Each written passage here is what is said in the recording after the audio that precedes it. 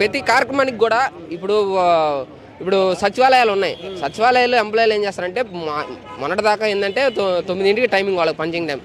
వాళ్ళు ఇప్పుడు 11ంటికి వస్తున్నారు సచివాలయంలో. 11ంటికి వచ్చేసి వాళ్ళు సిస్టమ్ ఓపెన్ చేయడానికి గంట పడుతుంది సార్. 12, 1 గంట అవుతుంది. 1 గంటకి వచ్చేసి ఏదో నా మాత్రంగా ఒక అప్లికేషన్ తీసుకుంటారు. తర్వాత మళ్ళీ లంచ్ అని చెప్పేసి వెళ్ళేసి 3ంటికి వస్తారు. 3ంటికి వచ్చేసి మళ్ళీ తర్వాత 5ంటికి వాళ్ళు డ్యూటీ అయిపోతుంది.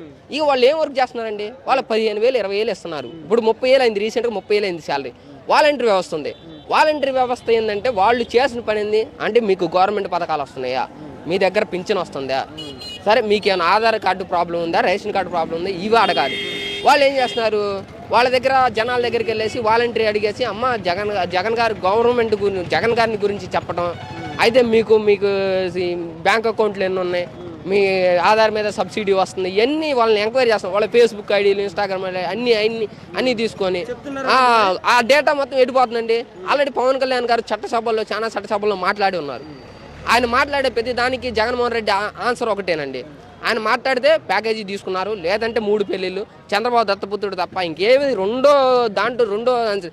ఇప్పుడు 5 సంవత్సరాలు అయిందండి గవర్నమెంట్ వచ్చి. లాస్ట్ 5 సంవత్సరాలు బట్టి ఇంతవరకు ఒక ప్రెస్ మీట్ కానీ, ఒక చట్టసభ కానీ, గ్రామాల్లో పల్లెటూరులో ఏమైనా మీటింగులు పెట్టడం కానీ ఇలాంటి కార్యక్రమాలు చూడలేదండి. ఇప్పుడు వైసీపీ నాయకులే ఉన్నారు, ఫలానా ప్రాబ్లం ఉందంటే ఆ ఇంటికి వెళ్ళి ఆ ప్రాబ్లం సొల్యూషన్ చేద్దామని ఆలోచన నాయకుల్లో కానీ పై స్థాయిలో కానీ లేదండి.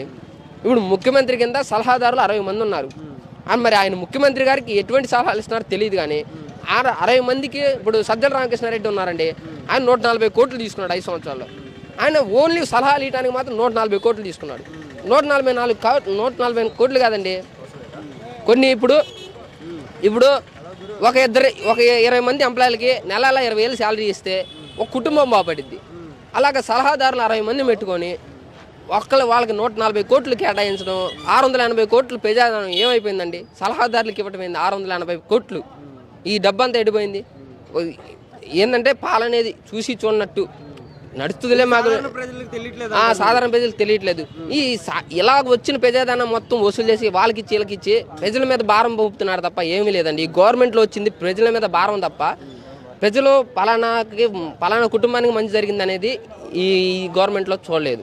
అంటే వాలంటీర్లు కూడా కొంతమంది చదువుకున్న వాళ్ళు ఉన్నారు, చదువు లేని వాళ్ళు కూడా ఉన్నారని చెప్పేసి ఉన్నారు. ఇప్పుడు చదువుకున్న వాళ్ళు ఏంటంటే ఇప్పుడు బీటెక్ చేస్తున్నారు, ఎంబీఏ చేస్తున్నారు, పీజీలు చేస్తున్న చాలా మంది కూడా 5,000 ఈరోజు వస్తున్నాయి. 5,000తో ఏ విధంగా బతుకుతారండి? 5,000కి ఇప్పుడు బయటికి వెళ్ళి ఒక టీ తాగితేనో, లేదు ఒక వాటర్ బాటిల్ తాగితేనో ఈరోజు రేట్లు చూసుకుంటే ఎలా ఉన్నాయి? బతకలేము. 5,000కి ఏ విధంగా చేస్తున్నాం? ఇప్పుడు బీటెక్ కుర్రాళ్ళు ఆలోచించుకోవాలి. పవన్ కళ్యాణ్ గారు మాట్లాడినప్పుడు మొన్న వారాహి సభలో మాట్లాడినప్పుడు 5,000కి బీటెక్ పీజీలు చేసి ఏ విధంగా మీరు ఆలోచిస్తున్నారు?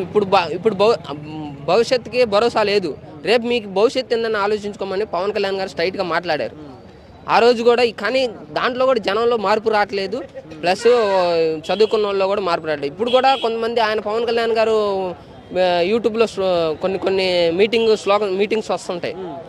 వాటిలో ఏంటంటే కొంత ఆయన పవన్ కళ్యాణ్ గారు తినేది లేదండి. ఇప్పుడు చంద్రబాబు నాయుడు అయినా ఆయన చేసిన టైంలో కొంచెం ఉద్యోగ కల్పన ఇవి పాత గవర్నమెంట్లో బాగానే ఉంది. కానీ ఏంటంటే పవన్ కళ్యాణ్ గారు మాట్లాడే విషయంలో కొంతమంది కింద అచ్చంగా కాంగ్రెస్ వైఎస్ఆర్ పార్టీ కొంతమంది ప్రతినిధులు కానీ నాయకులు కానీ కింద కామెంట్ చేస్తున్నారు ప్యాకేజీ అని. వాళ్ళు ఏదో చూసినట్టు మాట్లాడతారండి. ప్రతి విషయం కూడా ప్యాకేజీ తీసుకుంటారు. వీళ్ళు చూసారా ఏమన్నా? లేదా వీళ్ళు ప్యాకేజీ ఇవ్వటం దగ్గరుండి చూసారా? ఇది కరెక్ట్ కాదు కదా.